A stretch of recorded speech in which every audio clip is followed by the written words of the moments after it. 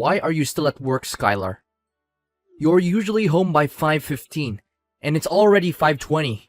That's 5 minutes late. What are you doing sneaking around behind my back? Come home and prepare my dinner now. It's not gonna cook itself, you know. Honey, I'm heading to the car park now. I stayed a little late to finish up some work, but I'm all done now. I'll be home before you know it. Please be a little more patient. Yeah, I would be a fool to believe you. Come up with better excuses next time you're staying late to flirt with your male coworkers. You clearly don't have any sense of shame, do you? A promiscuous woman like you should have never become a wife in the first place. Honey, I'm confused. What are you talking about? I've never flirted with another man since we got married. You know very clearly that I would never do anything to hurt you or our marriage. Yeah, I already figured that you wouldn't admit to your sins, but it's understandable. The guilty flee when no man pursueth. That's what they always say. I guess honesty is not one of your family traits after all. Please, Thomas. I've already told you that I didn't do anything shady behind your back. Why don't you just believe me for once? Please don't accuse me of something so serious without any evidence to support your claim. Evidence? I don't need any evidence to claim that everything I said is true. I am the evidence. What were you thinking, wearing that skirt to work today? It was so short that I'm surprised you didn't flash everyone. Dare to tell me that you didn't wear that skirt to work today to tease the men in your office? Do you really think that's an appropriate attire for the office? You're not a child. You're a grown woman. Start acting like it. Thomas, honey, it's a totally normal pencil skirt, and it falls below the knee. My colleagues wear pencil skirts all the time to work, so why am I being told that I can't wear them? I mean, even my bosses don't have anything against it. Please don't be too harsh on me, Thomas. They are not bothered by your outfit because they are only interested in your body. The shorter you're dressed, the more they will enjoy looking at you. You are being used as a source of entertainment for the jerks at your office, you fool. Why do I always have to lay everything on the table for you like that? Next time, please use your brain to understand the situation better.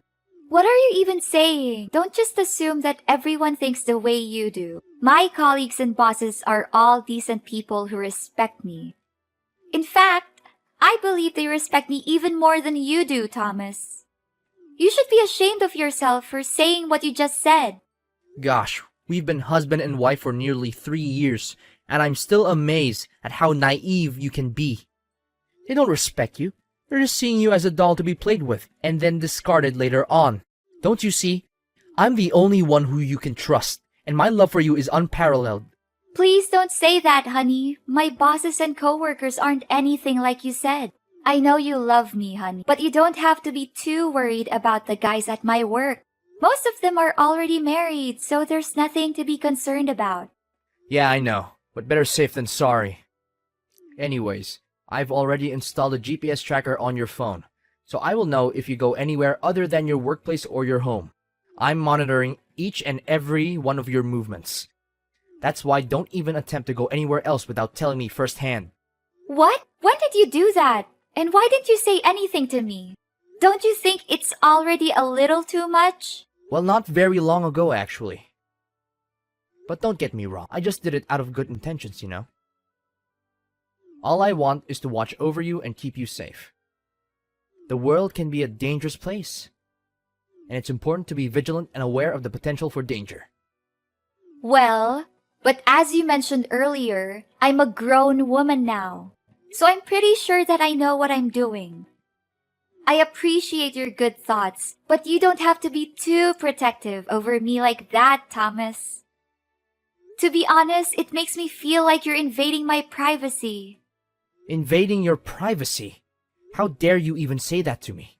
When you're the one who's constantly trying to hit on other guys. I'm just trying to protect you from all the possible threats out there. Especially the sickos who want to take advantage of your naivety. I know, but this is a little too much, baby. The other day I even caught you checking on my mobile and web browser history. I reckon it happened not just one time. I agreed to let you know the passwords and have access to my devices in case of emergency. But please don't use that as an excuse to pry into my personal life. I appreciate your care and concern, but I need you to respect my privacy as well. So now I'm getting berated for trying to protect you? Well, maybe I should just neglect you like my friend John did to his wife. Now look where they are now. They're fighting in court because John's wife accused him of not taking enough care of the household and ignoring her feelings. And you're just here being ungrateful and taking my kindness for granted. Honey, I know you care about me and want to keep me safe, but I feel like you're trying to micromanage every little thing in my life. We're married and we should be able to trust each other. I don't want to spend the whole day feeling like I'm being watched or tracked. So now you're calling me out for taking care of you, huh? You're accusing me of controlling your life. If I was trying to control you, you would be staying home 24/7 instead of walking around and talking down to me like this. What are you saying, honey? I'm talking to you with the utmost composure that I can have. However, don't you think it's a little unfair that you didn't even let me go out with my friends or colleagues? I'm not even allowed to go to family gatherings either. Why do you get to do all kinds of things you want and I don't? Hey, don't aggravate everything and try to guilt trip me like that. I never said that you couldn't go. In fact, it's you who chose not to do that. I didn't go because I knew you would bombard my phone with numerous texts and calls. I know you're coming from a place of love, but I need you to respect my boundaries too. I need to be able to go out with my friends without feeling like I have to check in with you every hour. I need to be able to go to work without feeling like you're going to call me every 5 minutes to see where I am. Fine, I'll leave you in peace if you wish so. Before marrying you, I used to have girls lining up at my doorstep begging me to go out with them. I'm a successful, good-looking business executive who ticks off all the boxes of an ideal man.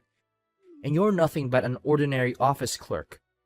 Honestly, I could have left you any minute if I wanted to, but I didn't because I love you. I chose you to be my wife, so you should be more grateful for what you have. Skylar, get home immediately. Explain to me, why am I not seeing you at home yet? It's already past 8. Are you gonna leave me here all night waiting for you? Honey, I mentioned earlier today that I'll be attending a farewell party for my former boss who is retiring. It would be totally rude and inconsiderate of me to decline, so I'll be going. I'm sorry, I won't be able to cook dinner tonight. You can order takeout or go out to eat, whichever the case. Besides, I know you're tracking my phone, so you can already know that I'm not going anywhere I shouldn't be. I know you already texted me, but did I agree to let you go? No, so now my approval doesn't even matter anymore. Now you just think that you can do what you want without checking with me first, huh? I'm only nothing but a complete stranger in your eyes, correct? I didn't say that, honey. I'm not sure where you got that idea, but it's simply not true. Please don't put words in my mouth, and please don't be too vigilant about my schedule. I'm your wife, not your enemy, to be tracked down nearly 24 hours a day. Good questioning. But what forced me to become more vigilant, huh? It's you. You're the one who's full of tricks and always wants to deceive. Thomas, you know I would never do anything to mislead you. Are you sure? What about that time you tricked me by giving your phone to your coworkers so that you can sneak away to your sister's house without me knowing about it? What? I didn't do that. Please don't accuse me of something I didn't do. You didn't do it? Are you sure? Do you want me to call that coworker over to our home so we can have a fair and square confrontation between the three of us? What's his name? Oh, Oscar, if I'm not mistaken. Judging by the look on his face, he's more than thrilled to help you cover your dirty deed. Need I send you a picture of you handing over your phone to Oscar as proof? How did you figure that out? Well, it's not that difficult, really. I just hired a private detective following you everywhere you go. In fact, I've even bribed some of your coworkers to keep me updated about you. It's really quite clever if I do say so myself. Now you know it, so don't even think about doing anything stupid to deceive me again from now on. Thomas, I am a grown adult, and I know that I'm allowed to see my sister, parents, or any of my blood relatives without you checking in on me every few minutes. I am not a child, and I do not need to be monitored. I am well aware of my rights, and I have never done anything to violate them. Oh, if I'm not mistaken, you're raising your voice at me, huh? I guess you still remember what happened the last couple of times you played tricks on me. Please, don't remind me about it again, please. I guess the bruises on your neck are still visible. Nice try covering it with a high-neck shirt, but you aren't fooling anyone. I must admit, you look even more attractive with that cut I made on your face. It's quite deep, don't you think? How about removing that first aid bandage on your face for people to see? I guess no other men would want to get near and flirt with you after seeing it. Please, you know I would go through a panic attack if you keep talking about it. I'm starting to feel hard to breathe already, Thomas. To be honest, I quite enjoy the way you resisted when I shoved your face in the sink full of water. You're quite a tough girl, aren't you? Thomas, your controlling and abusive behaviors are unacceptable and need to stop. If you think you've had enough of me, why don't you just file a divorce and walk out of our marriage already? You know I don't want to, and I can't do that. Of course you wouldn't dare divorce me. You know your parents would never forgive you.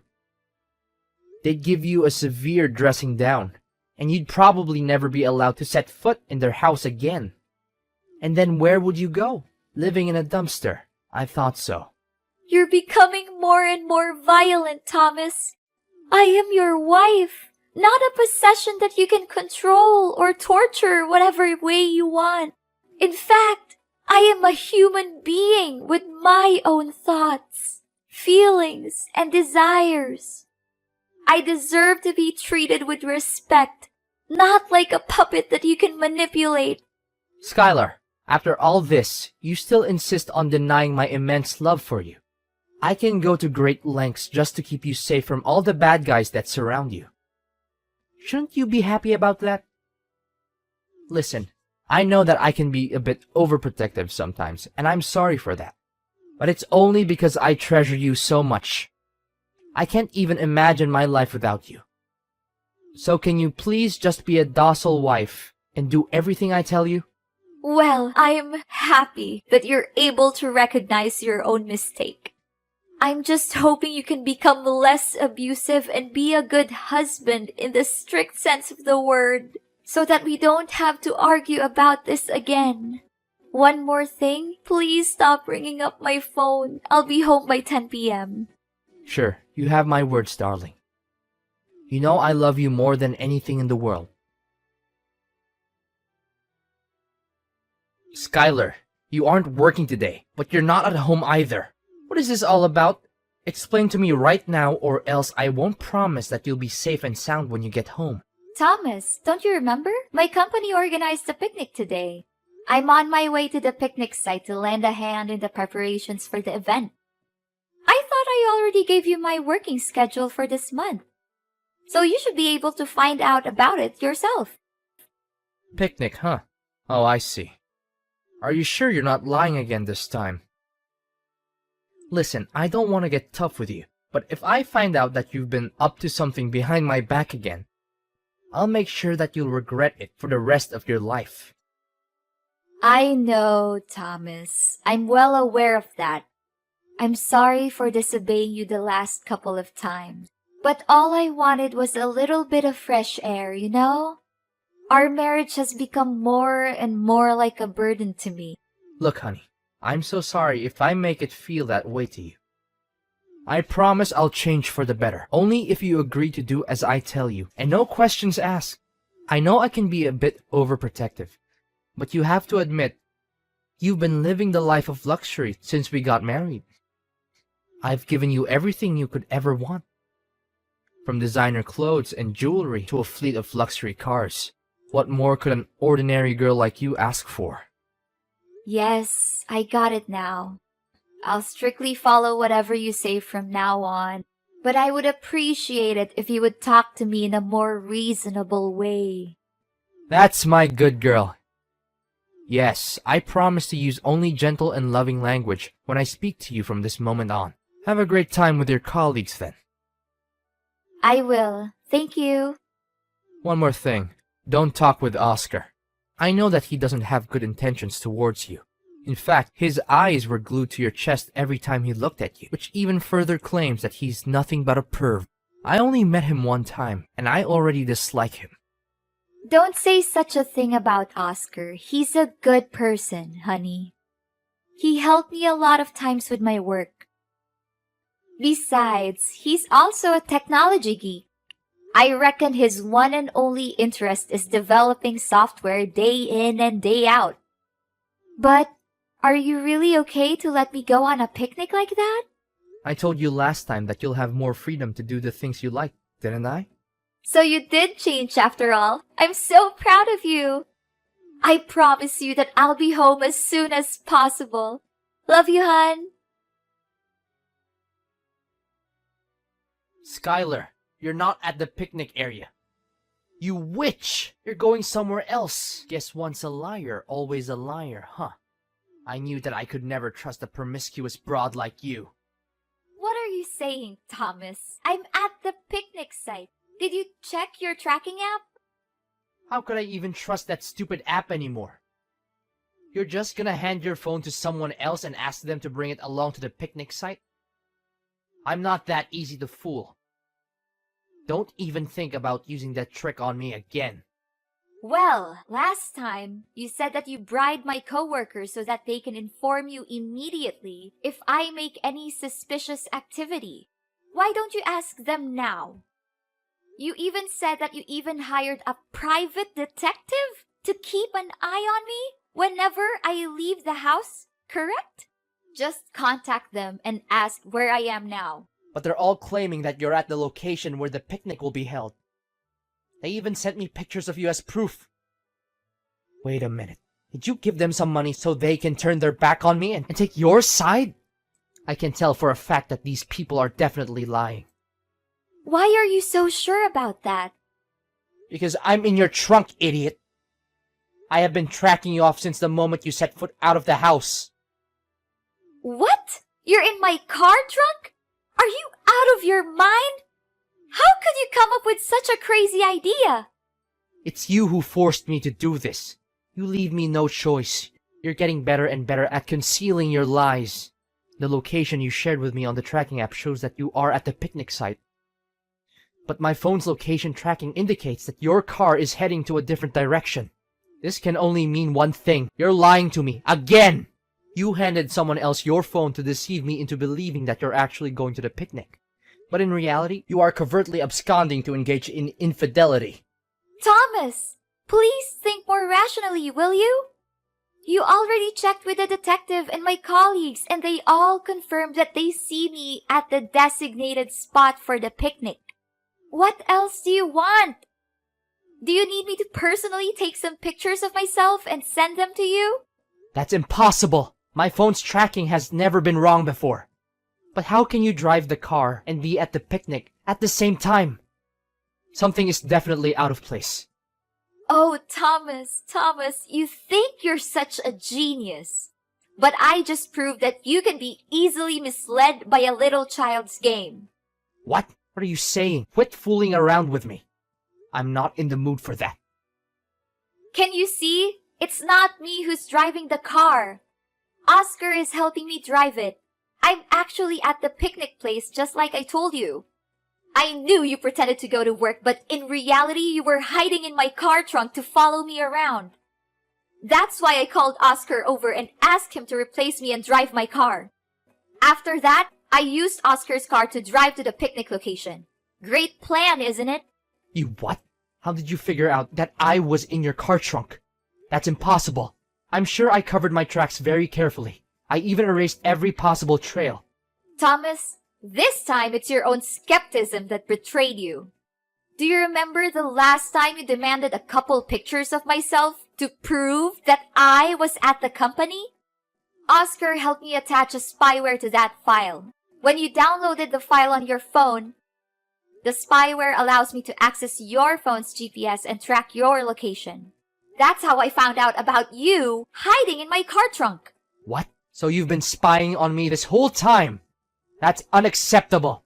Do you know what's even more interesting, Thomas? Oscar is driving you directly to the police station.